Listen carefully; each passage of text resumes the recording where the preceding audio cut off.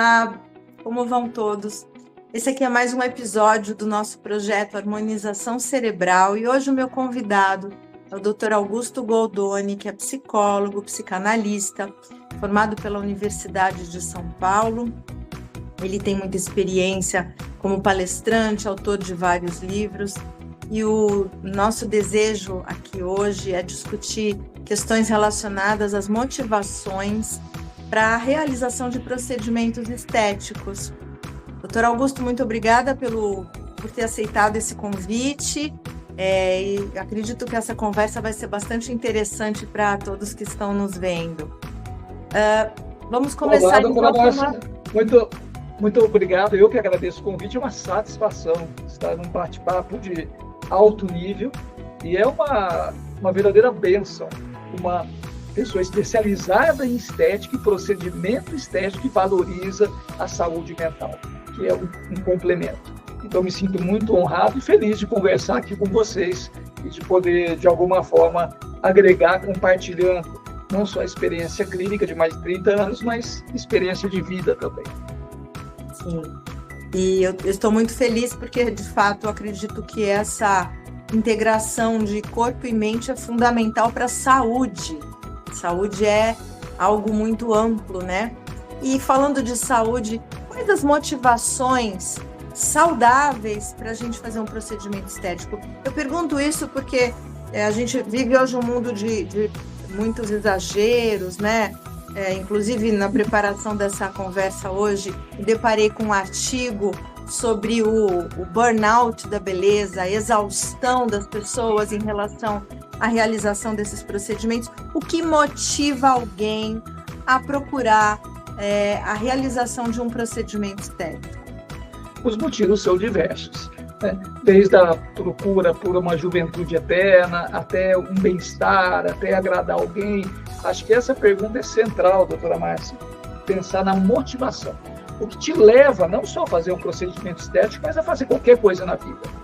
E principalmente por uma coisa delicada e uma coisa que a pessoa coloca muita expectativa, muito cirurgião plástico, muito dermatologista encaminha o paciente até a mim porque fala, se eu operar essa pessoa, eu vou ter um problema, porque ela não vai ficar satisfeita. Porque ela não quer mudar uma parte do corpo, ela quer mudar a vida dela. Então é a motivação errada. Então a motivação tem que ser interna. Você tem que questionar muito, a gente fala no sentido psicanalítico, do teu desejo. Se é a voz tua, se é um desejo legítimo, ou você está fazendo em função do desejo do outro. Seja o desejo de alguém que você gosta, seja o desejo da sociedade da imposição da beleza, por o desejo de a idealização do eu, de você não querer envelhecer, de negar a morte em última instância, de negar a realidade. Então, eu questionaria, doutora Márcia, a real motivação. O que você está querendo com esse produto? Faz esse questionamento e depois, é claro, procura um bom profissional. Mas essa é uma segunda etapa. O que você quer? Aonde você quer mexer? É só no corpo? Que daí é muito bem-vindo. A gente tem tanto, assim como uma atividade física, uma alimentação saudável. Por que não? É bem-vindo. Claro. Tem tanto procedimento estético aí aplicado. Você pode falar melhor disso? Aplicado para cada pessoa, para cada circunstância, para cada fase da vida. Mas tem que estar muito claro, né, essa harmonização. Acho que é muito feliz. As pessoas que eu tenho divulgado o teu canal, doutora Márcia, falam, nossa, mas que ideia brilhante, harmonização cerebral, você fala tanto em harmonização facial. Então, realmente, mente, corpo, espírito e relações sociais também, né? Será que a pessoa, o que ela espera? Talvez interagir melhor com alguém. Então, de novo, sendo redundante, qual que é o desejo aí? Isso é curioso, porque agora me veio uma brincadeira aqui, né? Eu posso melhorar você, mas eu não trago o seu amor em 3 dias. Quer dizer, muita gente busca o procedimento estético como como é que eu posso dizer? Como se aquilo fosse trazer para a pessoa a solução de um desafeto ou de uma falta. Então, essa realização, às vezes, ela mostra o desejo de suprir uma necessidade. Então, se eu mexer no meu lábio, eu vou arrumar um companheiro. Se eu tiver mais cabelo, a minha parceira vai ficar mais feliz e o nosso casamento vai melhorar. Então, eu vou ser mais contente, eu vou ter mais confiança. Você falou de um termo interessante que a gente usa muito em psicanálise, principalmente a psicanálise lacaniana, que é a falta. E o Lacan falou uma coisa: a falta é inerente ao ser. Ou seja, não existe ser humano sem falta. A gente pode preencher aqui, vai faltar lá, a gente é um ser faltante, incompleto por natureza. Então, o que você quer preencher? Aquele pequeno espaço ou aquele pequeno defeito que você corrigiu vai te agradar, mas não vai preencher a falta maior. O que te falta realmente? E se você estiver substituindo, daí é muito perigoso, porque vai gerar frustração, vai gerar um equívoco aí estrutural.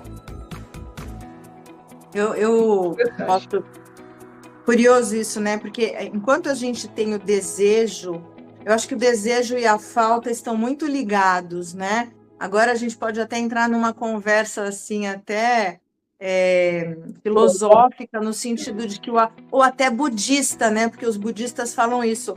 Na hora em que você abandona o desejo, você tem a plenitude. O desejo sempre implica em falta, não é verdade?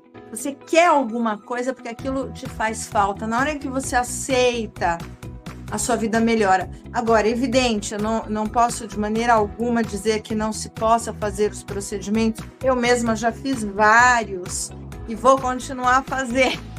Mas, à medida, inclusive, do que é bonito, está muito relacionado também a esse relacionamento que a gente tem com o paciente.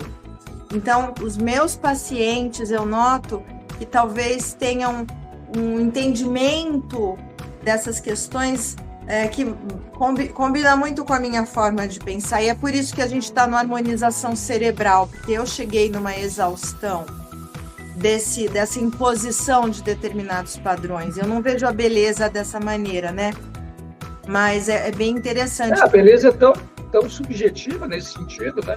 Se a pessoa quer suprir uma falta da perda da juventude, isso é impossível. Exato. Uma ruga, uma marca, um bigode chinês, uma perda de cabelo. Se ela quer tapar esse buraco, vai sempre não é recomendável. É questão de análise, é questão de terapia, e não de procedimento estético e cirurgia plástica. Ela se encontrar, aceitar a beleza, aceitar o limite. Isso, essa questão do limite eu acho interessante, porque podemos fazer os procedimentos entendendo o limite, né? Então, o passar da vida... Não fica grotesco, né? A gente pode depois fazer até a ponte, não sei quem assistiu, o filme concorreu ao Oscar, com a Demi Moore, A Substância. Sim. Mostra de uma forma escatológica, de uma forma até grotesca, e a beleza levada ao limite. E a sociedade líquida do Zygmunt Bauman, né? Que fala das relações líquidas, da modernidade líquida, das relações superficiais, da perda de valor. Se a pessoa não é bela, ela perdeu o seu valor, parece. Né? Se ela perdeu a juventude, se ela perdeu a capacidade de produção, se ela não está mais na roda viva produtiva do sistema econômico, né? Sim. Essa questão da exaustão é bem interessante, né? Porque está muito relacionada à imposição de padrões que os outros projetam na gente. Então, a mulher tem que ter tais e tais características físicas para ser interessante. E no filme, A Substância, isso está bastante claro, né? Então, ela perdeu a juventude, ela passa a não ter mais o seu valor. E ela, como personagem, me parece, eu peço aqui ajuda, né, se eu estou fazendo uma avaliação adequada, ela também ela se identifica com isso. Então, ela não se vê valorosa se não preencher aqueles critérios que foram impostos e colocados. Ela valida o valor estético imposto. Sim. Ela não existe fora desse valor, dessa sociedade. ela acho que o filme mostra, é pesado. Quem, não sei se quem está nos assistindo, quem não vai nos assistir ainda, viu o filme, ele é bem tenso e pesado, até em termos de imagem, de roteiro, de trama, é bem escatológico, mostra a gente como um objeto. As primeiras cenas do filme, eles mastigando a comida como se fosse um animal, os restos da comida na mesa, e num restaurante fino, acho que tem esse contraponto, né? E a gente dando closes no corpo das mulheres, até nas partes íntimas, né? Mostrando exatamente a mulher, mais que a mulher, o ser humano como objeto, a objetificação das relações. Sim. É um ponto interessante. E se você não descobre, não dá voz para o teu desejo, você vira um objeto. Você perde a tua capacidade, até fica desumanizado. Doutor Augusto, uma questão: como sobreviver de maneira sã num mundo em que nos é colocado dia e noite essa padronização, essa busca insana, né, por uma aparência, por uma juventude? Como a gente pode se sentir saudável e bem, dizendo, ok, eu estou envelhecendo, eu vou fazer certos procedimentos porque isso me faz feliz, mas ok, eu aceito o meu limite. Como? O que a gente pode fazer? Como é que tem que cuidar da cabeça? É uma pergunta complexa.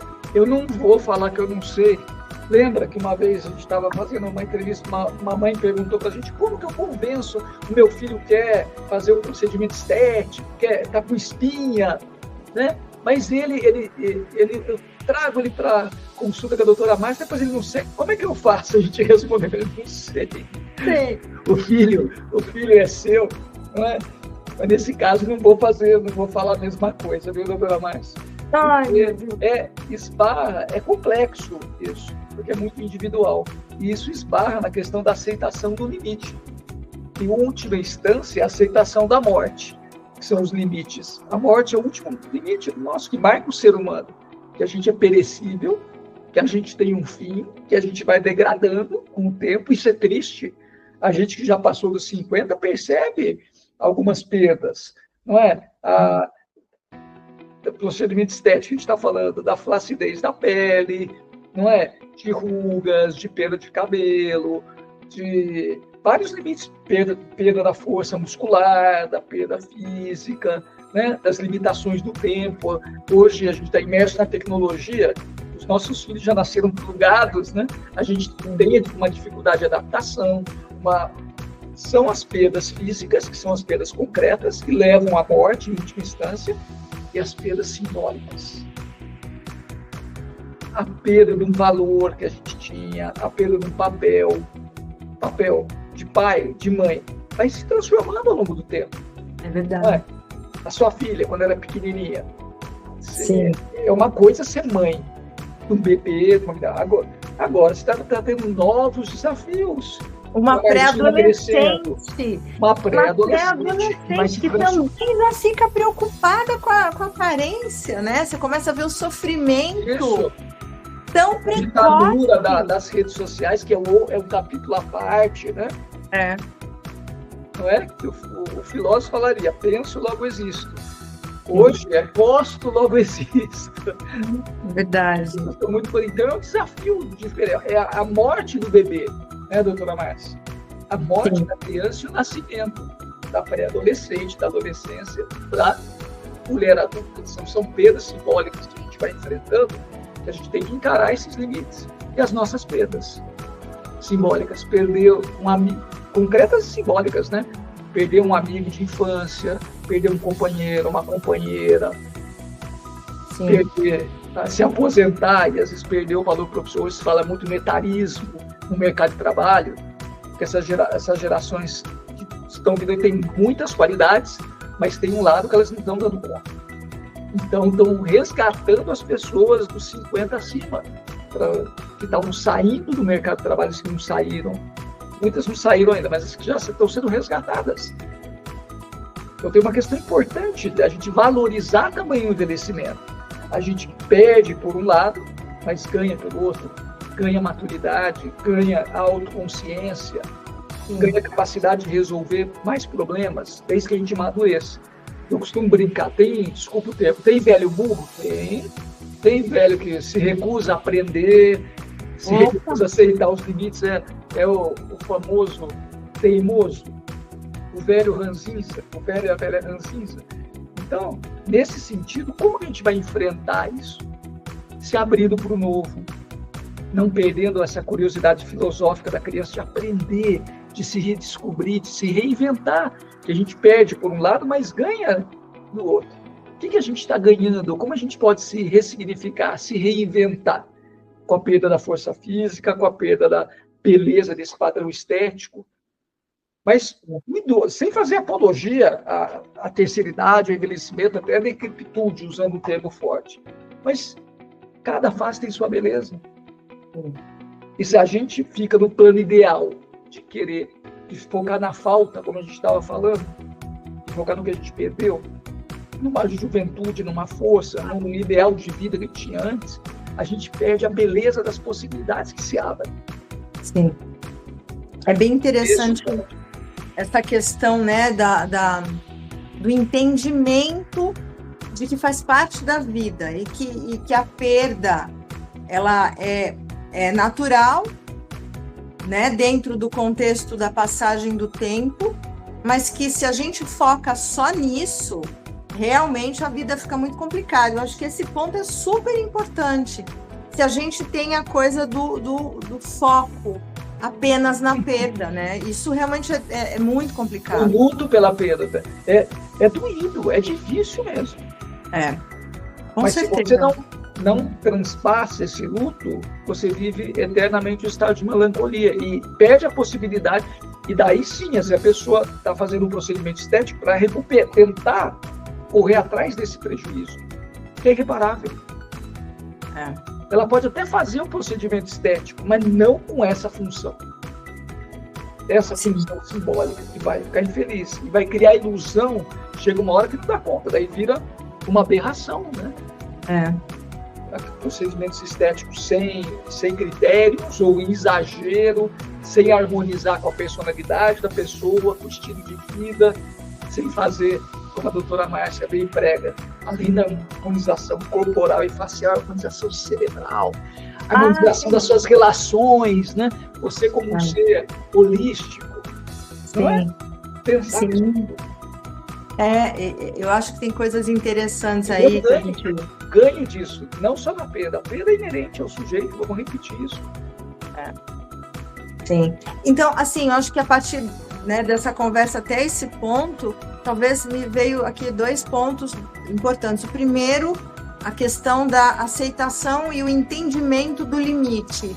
Essa é uma ferramenta para que a gente se mantenha saudável mentalmente na escolha dos procedimentos. Então, eu entendo o limite. Inclusive, quando eu explico para um paciente o que eu sugiro, né? Olha, no seu caso, eu quero sugerir tal procedimento. Eu explico o que ele tem que esperar daquilo, qual é o limite do que eu posso te entregar. Você vai melhorar até tanto, você vai conseguir tal coisa, não dá para fazer mais, né? Então, isso é muito honesto, eu acho que é muito correto a gente mostrar para o outro o limite daquilo, olha. A transparência, né? Então, esse é um ponto fundamental, a pessoa tem que entender o limite. Um paciente que não entende o limite, ele se expõe a risco. Por isso que a gente vê tantos casos de pessoas que vão até as últimas consequências e às vezes perdem até a vida porque não entenderam o limite. E às vezes também, né, são mal orientados. Mas essa questão de que eu vou conseguir até tal ponto. A gente não vai ficar jovem para sempre, né? Tem que se aceitar. E outra coisa, talvez ter coragem. Aceitar os limites, doutora Márcia, e se aceitar com defeitos. Que tem também uma idealização do belo, uma negação da realidade, da falta, da falha, da imperfeição. Você não pode, para ser belo, você tem que ser totalmente perfeito, não existe isso. Exato. Só que tem socialmente, às vezes é vendido isso para a gente, a ditadura da beleza, como você falou, a ditadura das mídias sociais, que vendem um padrão de vida perfeito. Uso de filtros, né? Os usos de filtro, exatamente. Então a pessoa acaba acreditando que ela pode ser qualquer avatar, ela pode ter qualquer filtro, que ela vai existir em função disso. Não, a vida real é um pouco diferente, as relações reais. Então ela se frustra. Então acho que o ponto aí, além da aceitação dos limites, acho que a gente explorou um pouquinho, e é bem cirúrgico isso aí, a questão da autoaceitação, de você se aceitar mesmo com defeitos. Não dá para você ser perfeito, não existe. Acho que você deve querer o melhor. Você fazer atividade física, mudar hábitos. Não é só... Tem gente que engorda para fazer uma cirurgia bariátrica, falando de padrão estético. Olha que absurdo. Corre um risco, ela vai se mutilar. E a pessoa quer uma fórmula mágica, né? Que é um procedimento estético que mantém a juventude, que arrume o corpo. E reflexão. E melhorar a relação consigo, melhorar as relações com o outro, melhorar a relação com o próprio corpo, de se aceitar, né? De fazer uma atividade física, de mudar um hábito alimentar. Daí sim, né? Você não faz atividade física para manter o tônus muscular, para manter o seu esqueleto ereto lá e aguentar o baque do dia a dia, perder peso. Né? Por que não, nesse sentido de qualidade de vida, de você ser uma versão melhorada de você mesmo, e não uma versão perfeita? Isso acho que é importante falar, doutora Márcia, que é uma coisa bem sutil, não é? Sim. Mas que faz uma enorme... Não é só questão de semântica, é uma questão real isso aí. A pessoa está fazendo para ser uma versão melhorada de si mesma, ela está buscando a perfeição, ela está buscando esconder as falhas, esconder os defeitos, esconder a feiura nela. O lado negativo que a gente tem, para ser uma pessoa plena, a gente tem que elaborar sentimentos bons, sentimentos ruins, não é? Partes do nosso corpo que nos agradam, partes que nos agradam, é a integração, é o ser integrado, não ser cindido em partes. Faz sentido isso? Sim, completamente, faz. E essa questão do filtro, né, e da perfeição, daquele ideal, acho que é muito forte para todos, e muito mais nos mais jovens, né, nos adolescentes. Eu acho que é cruel isso, porque a gente que já é maduro cai nessas roubadas de achar que aquelas fotos são imagens da realidade quando não são. Imagine alguém que ainda está, né, aprendendo muita coisa, meninas, né, jovens que olham fotos e querem aquele ideal. Isso realmente é complicado. Se a gente se engana, imagine um jovem, né? É bem cruel isso, né, dessa imposição. As novas doenças psiquiátricas, né, e psicopatologias em função desses padrões de beleza. Sim. E uma coisa que eu ia dizer, nessa questão da exaustão, né, que as pessoas estão começando a sentir, dos padrões, das burnout da beleza, né, o burnout. Que eu li, que eu achei bacana, é dizer que a gente tem que ter muita coragem para bater de frente com isso tudo e dizer, olha, a partir disso aqui eu não vou seguir, eu vou aceitar, eu vou entender o meu limite. Precisa de coragem, mas eu acho que não é só coragem, eu acho que você tem que ter um amadurecimento e um autoconhecimento, tem que se gostar. E tem que entender quem é você, o que eu gosto, quem eu sou. Eu acho que isso faz falta. As pessoas falarem, eu sou uma pessoa que é assim, assim, assim, meus valores são esses, isso aqui me faz bem, aquilo não faz. A hora que a pessoa se perde, eu acho que ela é mais sujeita, mais suscetível a se perder nas questões da imagem corporal. Com certeza. Ainda mais hoje, que esse massacre da mídia, a questão da dopamina digital, a gente querendo estímulos rápidos, a gente com preguiça de pensar, a gente bombardeado por informação todo o tempo, a gente nem sabe o que é real mais, como você bem colocou. Tem um termo que eu acho bacana, que é a vitrine do desejo. né, das redes sociais, a rede social como um palco para performance. Ali como vitrine da exposição do corpo, né? O clique, a vaidade, a gente percebe que tem assim, que o que atrai muito é aquela vida muito linda, né? Muito glamurosa, as pessoas adoram. O que não tem problema nenhum, né? Porque eu acho que essa fantasia do belo, do perfeito, nos alimenta, tira um pouco daquela vida, talvez não tão espetacular, mas tem que se ter entendimento também que isso é vitrine, é bem esse o termo, né? E nem sempre a vida é vitrine, a vida é muito mais o bastidor, né? Aquilo que está escondido, que ninguém vê. A realidade está ali. O corpo como performance nessa... Exato. Então, até o intelecto, o conhecimento como performance, né? As pessoas vendendo um conteúdo superficial, ou então, como você estava falando no começo, compre seu amor em 3 dias, tem uma boca nova, né? E tem gente, tem profissional, um CRM, tudo que promete isso, né? Sim, sem dúvida. Que acaba tentando suprir essa demanda, né? Porque é uma demanda. Uma demanda muito alta. Uma demanda... É grande, com certeza. Eu estava vendo que entre 2019 e 2023 teve um aumento de 58%. Nos anos da pandemia, em 2019 a 2023, um aumento de 58% na busca por procedimentos estéticos.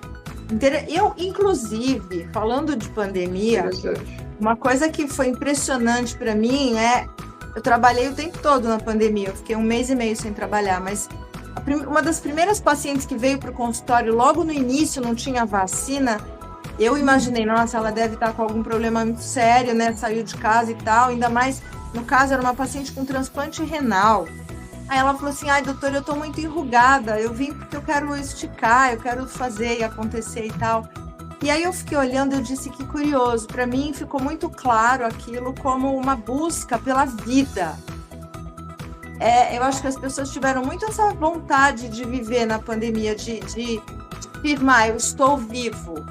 Né, com tanta tristeza. Mas olha o que ela vai buscar, a imagem que ela estava confinada, não estava tendo interação social. Acho que ela se deparou consigo mesma no espelho, né?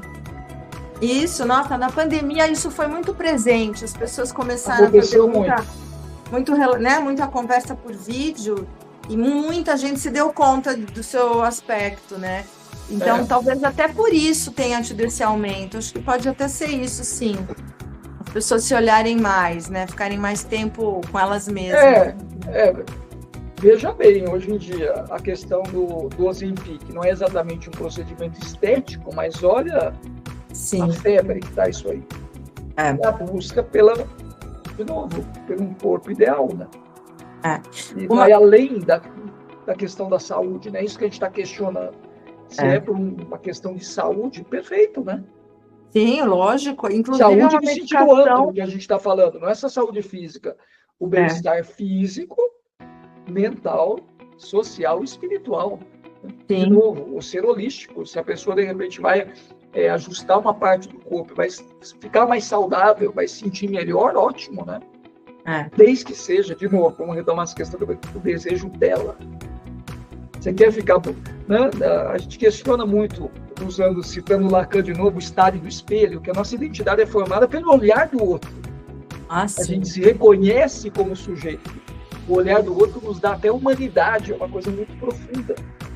Então, você está querendo ficar bonita? É uma pergunta bem lacaniana, doutora Márcia. Você quer ficar bonito para quem? Sempre vai ter um grande outro. É ilusão que a gente não está preso em padrões inconscientes.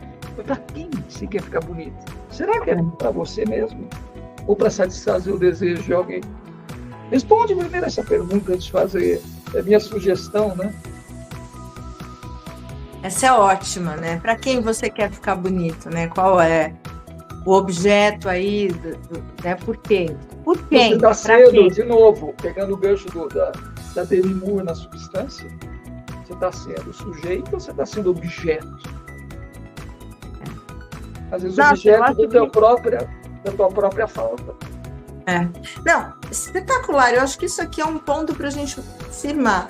Você, na escolha do procedimento de fazer, é objeto ou é sujeito? Essa frase acho que marca a nossa conversa. Você é quem faz ou você está sendo objeto, né? Se fosse uma sessão, doutora Márcia, se eu fosse estritamente lacaniana, a gente teria feito um corte simbólico, um corte lógico, teria acabado aqui. Acabou. A live acaba aqui e não vai pensar nisso que a gente falou. Acabou, não tem mais nada. Não tem mais, acabou, basta. É só isso, aliás. É tudo isso, né? É o simbólico. Não, sensacional, sensacional. Eu vou aqui fazer uma conversa a respeito do assunto, pensando em mim, né? Porque a gente tá tão na pauta a menopausa, as mudanças, né? Esse assunto da menopausa hoje está bombando. E aí eu penso que o corpo da gente muda, a pele não é a mesma, o cabelo vai ficando ralo, tá. Como a gente sobrevive, né, a essas exigências da juventude, da beleza, passando por uma etapa da vida que é natural e que ninguém falava disso? Isso eu acho que é legal a gente conversar. Por que demorou tantos anos para um assunto que é da natureza, agora que se tira o tabu da frente, começa a se falar disso? Até então era um assunto, né, que ninguém tocava. Existe uma dificuldade muito grande mesmo, né, da gente fazer uma aceitação dos limites da vida, né? Curioso isso. E daí né? nega outro questionamento. Você está fazendo um procedimento estético para ter saúde, ter qualidade, para negar esse processo de envelhecimento, para negar esse limite. E agora, como a gente vive mais, e graças a Deus, né, e pode viver mais com qualidade, vão aparecendo os problemas técnicos, na verdade. A gente está enfrentar questões que a gente não enfrentava, coisas que são naturais da vida, são biológicas. Né? Antigamente tinha questão. Quando a gente fala que menstruar não é natural, é uma coisa recente, as pessoas ficam chocadas. Não é? Por quê? As nossas bisavós não menstruavam praticamente. Quando menstruavam, tinha menarca tardiamente, com 13, 14 anos. Hoje as meninas estão menstruando com 9, 10. Não é? Sim. Começar a menstruar, já casava, já tinha, não é? Já começava tinha filho. Quando não estava grávida, estava amamentando, então, e daí quando parava de ter filho, já estava na menopausa. Exato, isso mesmo. Então era a mesma coisa. Hoje as mulheres estão tendo que enfrentar essa questão da menopausa, da perda de várias coisas, né? Do risco físico, da libido, não é? De um papel. O que representa, se a gente pensar mais simbolicamente, o que representa a menopausa? É o encerramento do período fértil. Então isso ainda está muito arraigado na nossa cultura, né, doutora Márcia? Principalmente a cultura católica, a cultura cristã, porque a função do homem e da mulher, a questão sexual está atrelada à função reprodutiva. A procriação judaico-cristã, né? Judaico-cristã. Então, quando a gente perde essa função simbólica até, porque a gente perdeu a função física, você não quer, com 50, 60 anos, você não vai querer mais engravidar.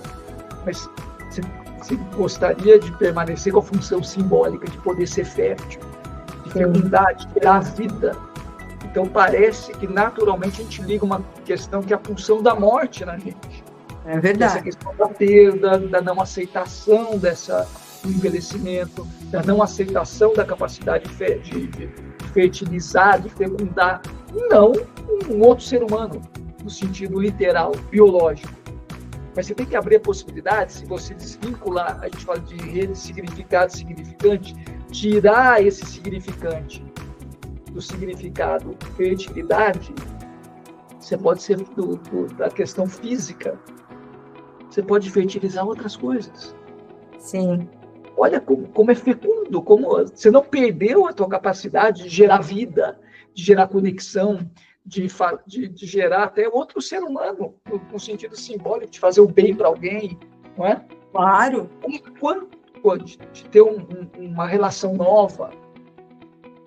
Faz sentido? Está muito. Estou divagando muito, doutora Márcia. Não, faz muito sentido. Você traz isso também, fisicamente, simbolicamente. Sim. Né? Quando você aceita o limite, você abre a possibilidade de ser você com plenitude, de integrar o desejo com a falta.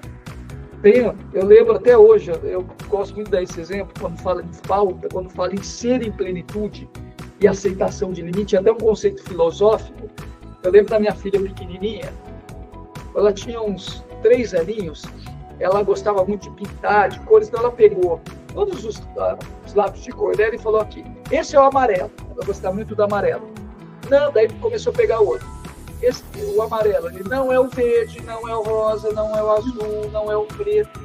Parece uma coisa pueril, doutora Márcia, mas isso tem uma lição filosófica tão profunda. Para o amarelo ser o amarelo com propriedade, ele tem que abrir mão de ser todas as outras cores. Olha só, não é o verde esse, né? Não é o verde. Dói, às vezes, a gente não ser o que o vizinho é, não ter o que o outro tem, né? Sempre vai ter essa falta, mas quando você abre mão de ser o que o outro é e ter o que o outro tem necessariamente, você abre a possibilidade de ser com plenitude o que você é.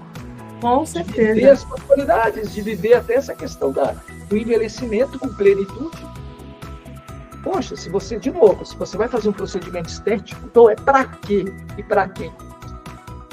Vai fazer, né, para se olhar no espelho com mais alegria, né, para se sentir melhor, ótimo. Agora você vai fazer para negar um limite, escolha errado. Eu vou levantar uma coisa aqui que eu acho que é essencial e talvez para fechar nossa conversa, qual é o checklist da saúde mental para a escolha de fazer um procedimento? Eu vou começar com 2 itens que me vieram em função da conversa. Então, o checklist, eu faço aqui um desafio. São 5 itens. O primeiro, para quem e para quê? Isso que você pensa em fazer é para negar um limite? Quais seriam os outros 3? Bom, esse já completa, acho que toda a lista. É o essencial. Agora o supérfluo, precisamos pensar, doutora Márcia. Olha, bem interessante. Eu acho que Vamos sugerir uma coisa? Vamos. Até para escapar de responder. Eu perguntar para o pessoal, o que mais você completa? Primeiro, você concorda com esses 2? Me responde aí, você que está assistindo a gente. Você concorda? E qual você incluiria nessa lista? Pois é. O checklist. Né? Então, primeiro, repete para a gente. Vamos lá. Para a realização de um procedimento. Eu vou começar a usar esse gabarito. Vou fazer 3 perguntas, 4. Para quê? Você quer fazer para viver tua plenitude ou para negar um limite? Sim. O que você faria se você não pudesse fazer esse procedimento? O que você acha que esse procedimento vai melhorar na sua vida? Sim. Né? O que vai melhorar? Qual que é o ganho que vai trazer? Eu acho super legal fazer essas perguntas. Eu penso até no meu caso. Eu olho para mim e digo, eu já fiz toxina, já fiz preenchimento, já fiz bioestimulador, laser. E eu acho super importante cada uma das pessoas se auto-aplicar o questionário até para se conhecer, para ter um autoconhecimento. Por que é que eu desejo fazer isso, né? Se as perguntas tiverem respostas legais, interessantes, vamos em frente, porque fica bom. Se não tiver, puxando a sardinha para minha brasa, procura um psicólogo para te ajudar a responder essas questões. Se tiver muita... Quem já não fez, a análise não tem só a função de como é que chama? De apagar incêndio, de consertar um problema. Aliás, essas são funções pontuais, ela tem a função de senso crítico, de ajudar você a se encontrar, ajudar você a questionar, ajudar você a ampliar seu autoconhecimento. Muito importante. Eu acho que autoconhecimento... Esse autoconhecimento para você poder efetivamente, doutora Márcia, e os nossos amigos que estão nos vendo aqui, de responder essas perguntas com a mais profunda sinceridade e precisão. Porque, às vezes, para responder essas perguntas, são perguntas até filosóficas. Você tem que se conhecer. Senão, o nível de resposta e de satisfação que você vai ter com a tua escolha e com o eventual procedimento que você fizer, está diretamente ligada à tua capacidade de responder essas perguntas. E você vai nos ajudar, né? A gente está dando o pontapé inicial, né, doutora Márcia? Mas você que está participando aqui, a gente vai ajudar a apurar esse checklist aí. Sim. Então, quanto mais você se autoconhecer, maior vai ser a precisão das respostas. E é importante observar que não tem resposta padronizada. Esse checklist é abrangente, vai responder a tua pergunta para você. Sim. Ao mesmo tempo que é um crivo, né? É generalizado, é um gabarito generalizado, mas é individualizado também, porque não tem resposta pronta. Sim. É Excelente. a tua resposta filosófica e existencial àquela pergunta. Sim. Eu adorei a conversa. Já acabou, que perda tão boa que passa rápido, né? A gente nem dá conta. Foi ótimo, muito fluido, a gente falou de muitas coisas que eu acho bem importantes e eu agradeço demais de novo a sua generosidade de compartilhar esse conhecimento com a gente e fica o convite para mais uma conversa. Para mim é uma alegria. Foi ótimo. A gente que agradece você ter propiciado isso para a gente. Augusto, muito obrigada. É sempre um prazer falar com você. E depois a gente compartilha esse material, depois o checklist, né? Quando quem estiver assistindo vai ser gravado, coloca sugestões de leituras, coloca algumas referências. A satisfação foi minha, doutora Márcia. Maravilha. Deus, grande abraço a todos. Tchau, tchau. Tchau, tchau.